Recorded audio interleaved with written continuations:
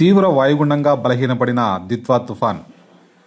నైరుతి బంగాళాఖాతంలో ఏర్పడిన వాయుగుండం బలహీనపడినట్లు వాతావరణ శాఖ అధికారులు తెలిపారు.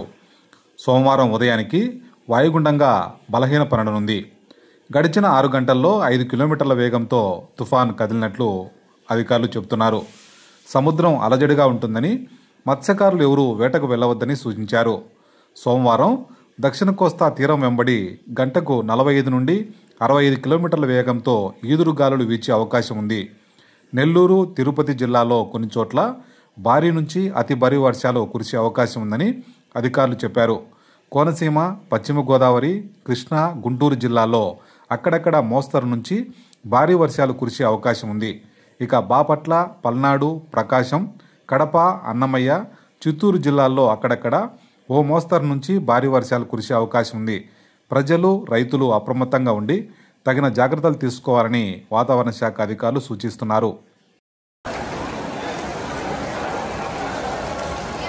ಜಾಲತಾಣಗಳಲ್ಲಿ ಪೋಸ್ಟ್ ಮಾಡುವುದು ನಿಷೇಧಿಸಲಾಗಿದೆ. ಉಲ್ಲಂಘಿಸಿದವರಿಗೆ ಕಾನೂನು ಕ್ರಮ ಕೈಗೊಳ್ಳಲಾಗುತ್ತದೆ.